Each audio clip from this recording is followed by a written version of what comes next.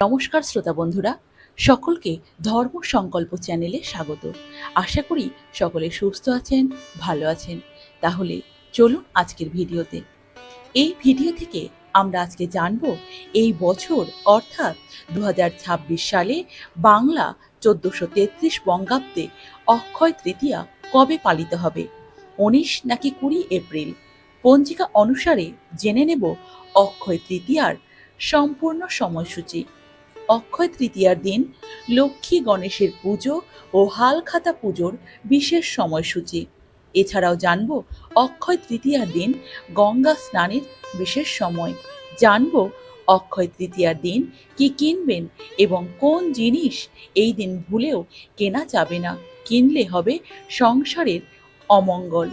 অক্ষয় তৃতীয়া কিভাবে পালন করবেন, এই সব কিছুই জেনে নেব আজকের এই ভিডিওতে যাব তার আগে ধর্ম সংকল্প চ্যানেলটিকে সাবস্ক্রাইব করে পাশে থাকা বেল আইকনটি প্রেস করার অনুরোধ রইল, যাতে সকল ভিডিওর নোটিফিকেশন আপনাদের কাছে খুব সহজেই পৌঁছে যায়। বিভিন্ন পূজাপাঠের পঞ্জিকা অনুসারে আপডেট পেতে অবশ্যই এই চ্যানেলটিকে সাবস্ক্রাইব করে নেবেন। তাহলে চলুন শ্রোতা বন্ধুরা, চলুন শুরু করা যাক আজকের ভিডিওর মূল পর্ব। কথায় আছে না, বাঙালির 12 মাসে 13 পার্বণ। পয়লা বৈশাখের রেস কাটতে না কাটতেই মানুষ মেতে উঠেছেন অক্ষয় তৃতীয়ায়। তবে এটা যে শুধু বাঙালিদের উৎসব তা কিন্তু নয়, সমগ্র ভারতবাসী মেতে ওঠেন এই উৎসবে। এই দিনটি ব্যবসায়ীদের দিন, কারণ পয়লা বৈশাখের মতো এদিনও হালখাতা হয় দোকানে দোকানে, ব্যবসার নব সূচনাও হয়। সনাতন ধর্মে অক্ষয় তৃতীয়া এক বিশেষ মাহাত্ম্যপূর্ণ তিথি। এই দিন বাংলার ঘরে ঘরে পূজিত হন মা লক্ষ্মী ও গণেশ। এই দিনে আপনিও যে কোনো শুভ কাজ অনায়াসে করতে পারেন। বিশেষ করে কোনো কিছু কেনাকাটা করার জন্য এই তিথি বেশ উপযুক্ত। প্রচলিত বিশ্বাস অনুযায়ী অক্ষয় তৃতীয়ায় কোনো শুভ কাজ করলে তার অক্ষয় ফল পাওয়া যায়।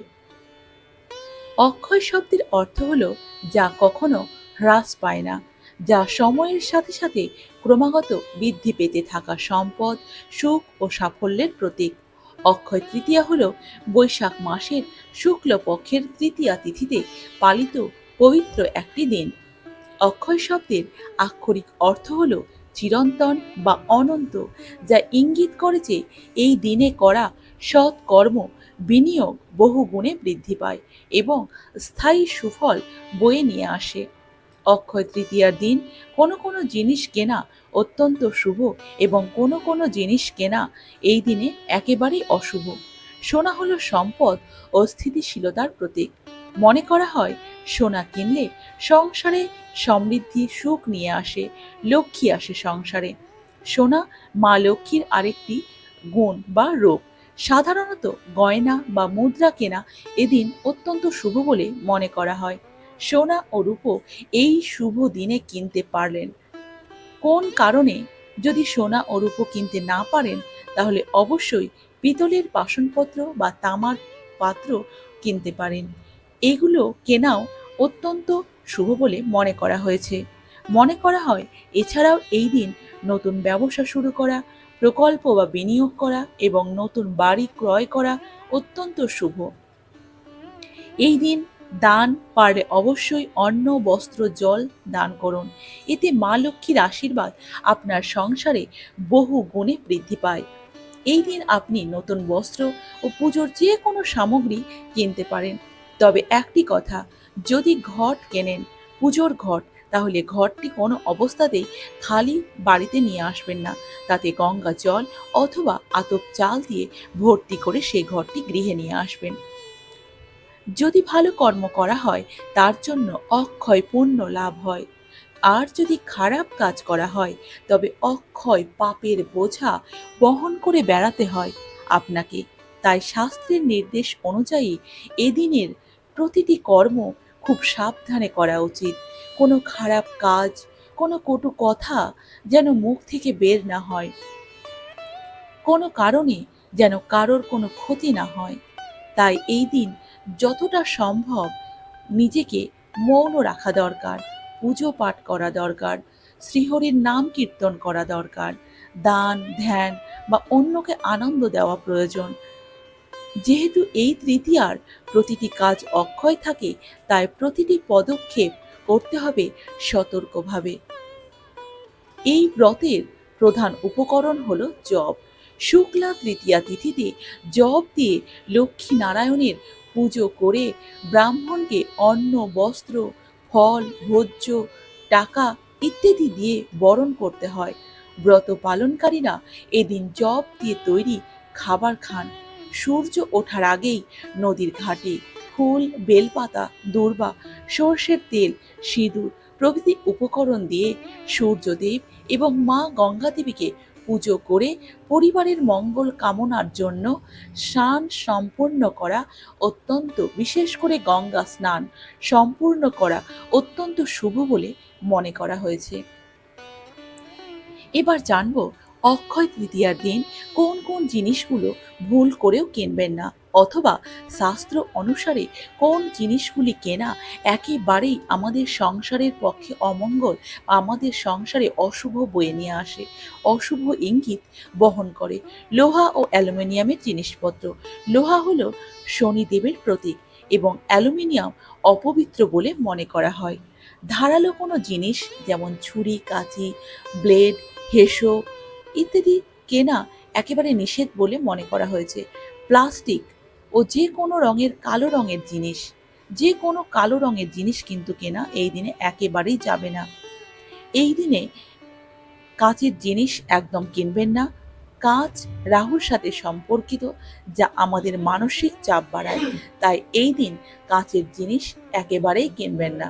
এবার জানবো অক্ষয় তৃতীয়ার দিন সঠিক নিয়মে কেনাকাটা করলে মা লক্ষ্মী ও গণেশের কৃপা লাভ হয়, তাই সকলে এই অনুযায়ী কেনাকাটা করবেন।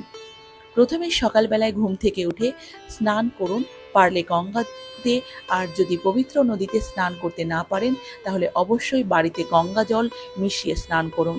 তারপর পোশাক পরিধান করুন, পরিষ্কার পোশাক পরিধান করুন। তারপরে পুজো সম্পন্ন করুন এবং ভগবান বিষ্ণু ও মা লক্ষ্মীর আশীর্বাদ প্রার্থনা করুন যাতে আপনাদের সংসার মঙ্গল হয়, আপনাদের সারা বছর কোনো অর্থের অভাব না ঘটে। বিকেলে অথবা শুভ সময়ে কেনাকাটা করুন। কেনাকাটার সময় ইতিবাচক চিন্তা রাখুন। দান করুন। খাবার, অন্ন, বস্ত্র, ছাতা, জল এই সমস্ত জিনিস পারলে দান করুন। এই নিয়মগুলি অনুসরণ করলে অক্ষয় তৃতীয়ার পূর্ণ আশীর্বাদ লাভ সম্ভব হয় এবং ঘরে সুখ, শান্তি, সমৃদ্ধি বিরাজ করে। তাহলে চলুন শ্রোতা বন্ধুরা, এবার জানবো এই বছর অর্থাৎ 2026 সালে বাংলার 1433 বঙ্গাব্দে অক্ষয় তৃতীয়া কবে পালিত হতে চলেছে। 19 নাকি 20 এপ্রিল।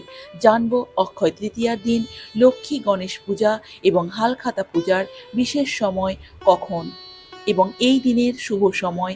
এই বছর অর্থাৎ 2026 সালে বাংলা 1433 বঙ্গাব্দে অক্ষয় তৃতীয়া পালিত হতে চলেছে 20 এপ্রিল 2026, আর বাংলার 6 বৈশাখ 1433 বঙ্গাব্দ সোমবার। তৃতীয়া তিথি থাকছে 20 এপ্রিল 2026 সালে বাংলার 6 বৈশাখ 1433 বঙ্গাব্দ সোমবার সকাল 10:52 এবং সৌভাগ্য যোগ থাকবে ওই দিন রাত্রি 7:50 পর্যন্ত। কৃত্তিকা নক্ষত্র থাকবে সকাল 7:49 পর্যন্ত। গড়করণ থাকবে সকাল 10:52 পর্যন্ত। 20 এপ্রিল 2026 বাংলার 6 বৈশাখ 1433 বঙ্গাব্দ সকাল 10:52 মধ্যে অক্ষয় তৃতীয়া ব্রত থাকবে। ওই দিন গঙ্গা স্নান এবং দানের সব থেকে শুভ সময় থাকতে চলেছে 20 এপ্রিল 2026 সালের 6 বৈশাখ 1433 বঙ্গাব্দ সোমবার দিবা 7:51 গতে 10:53 মধ্যে গঙ্গা স্নান এবং দানের সব থেকে শুভ সময়। এবং এই দিন অমৃত যোগের সময় হচ্ছে সকাল 6টা বেজে 45 মিনিট পর্যন্ত, আবার সকাল 10টা বেজে 14 মিনিট, গতে দুপুর 12টা বেজে 51 মিনিট পর্যন্ত। তাহলে চলুন প্রিয় শ্রোতা বন্ধুরা, আজকের ভিডিওটি এই পর্যন্তই। ভিডিওটি যদি ভালো লেগে থাকে তাহলে অবশ্যই একটা লাইক করবেন এবং কমেন্টে জয় শ্রীহরি এবং লক্ষ্মীর জয়, গণেশের জয়